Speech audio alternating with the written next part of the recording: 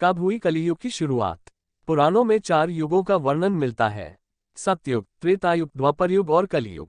कलियुग को एक श्राप कहा जाता है। पर क्या आपको पता है कि पृथ्वी पर कलियुग कैसे आया? कैसे कलियुग की शुरुआत हुई? आइए हम बताते हैं आपको।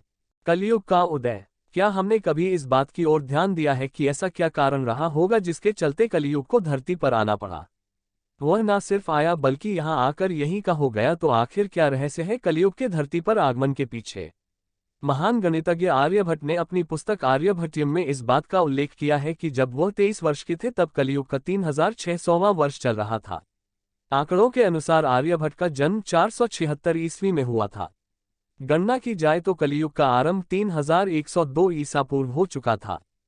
युधिष्ठिर ने त्याग दिया राजपाट। जब धर्मराज युधिष्ठिर अपना पूरा राजपाट परीक्षित को सौंपकर अन्य पांडवों और द्रौपदी समेत महाप्रयाण हेतु हिमालय की ओर निकल गए थे। उन दिनों स्वयं धर्म बैल का रूप लेकर गाय के रूप में बैठी पृथ्वी देवी से सरस्वती नदी के किनारे मिले। गाय रूपी पृथ्वी के नयन आंसुओं से भरे हुए थे, उनकी आंखों से आंसू बह रहे थे। पृथ्वी को दुखी देख धर्म ने उनसे उनकी परेशानी का कारण पूछा।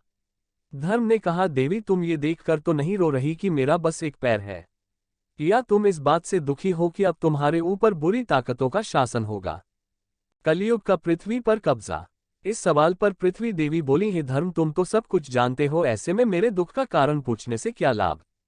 सत्य, पवित्रता, क्षमा, दया, संतोष, त्याग, शास्त्र विचार, ज्ञान, वैराग्य, शौर्य, तेज, ऐश्वर्य, कांति, कौशल, स्वतंत्रता, निर्भीकता, कोमलता, धैर्य, साहस, उत्साह, कीर्ति, आस्तिकता, स्थिरता, गौरव, अहंकारहीनता आदि गुणों के स्वामी भगवान श्री कृष्ण के स्वधाम जाने की वजह से कलियुग ने मुझ पर कब्जा कर लिया है।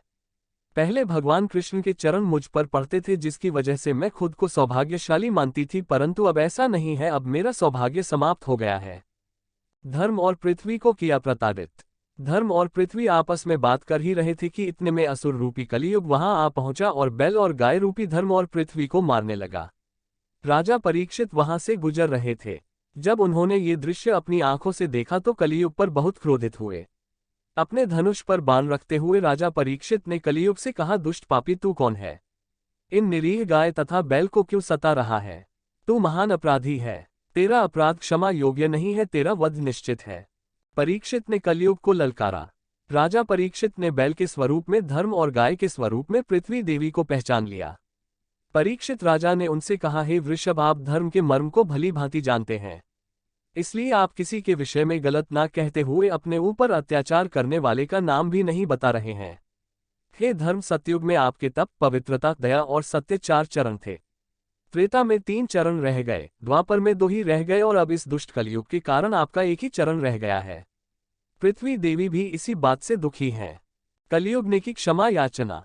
इतना कहते ही राजा परीक्षित ने अपनी तलवार निकाली और कलियुग को मारने के लिए आगे बढ़े।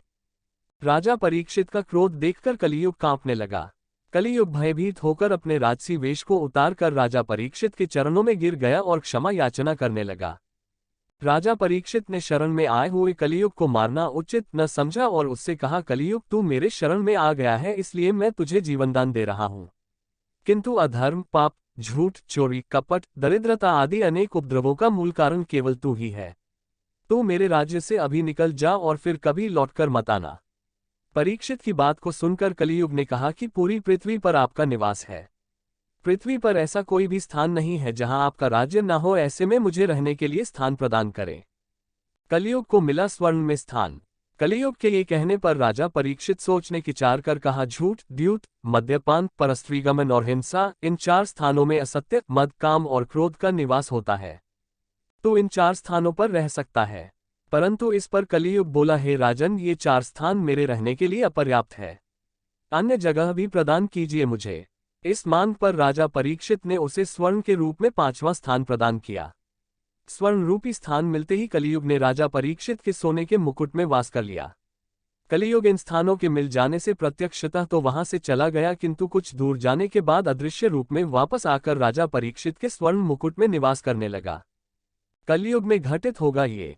मार्कंडेय पुराण में कलियुग के दौरान शासक जनता पर मनमाने ढंग से शासन करेंगे, मनचाहे ढंग से उन पर कर थोपेंगे। शासक अपने राज्य में अध्यात्म की जगह भय का प्रसार करेंगे। वह स्वयं एक बहुत बड़ा खतरा बन जाएंगे। बड़ी संख्या में पलायन शुरू हो जाएगा। लोग सस्ते खाद्य पदार्थ और सुविधाओं की तलाश में अपने घरों को छोड़कर जाने के लिए मजबूर होंगे। धर्म को नजरअंदाज कर दिया जाएगा और लालच, सत्ता, पैसा सभी के मस्तिष्क में प्रबल रूप से विद्यमान रहेगा। लोग बिना किसी पश्चाताप के अपराधी बनकर लोगों की हत्या करेंगे। कलयुग कर देगा सभी धर्मों का नाश। संभोग जिंदगी की सबसे बड़ी जरूरत बन जाएगी। लोग बहुत आसानी से कसम खाएंगे और उसे तोड़ देंगे। वचनों का कोई अर्थ नहीं रह जाएगा। लोग मदिरा और अन्य नशीले पदार्थों की चपेट में आ जाएंगे। गुरुओं का सम्मान करने की परंपरा समाप्त हो जाएगी।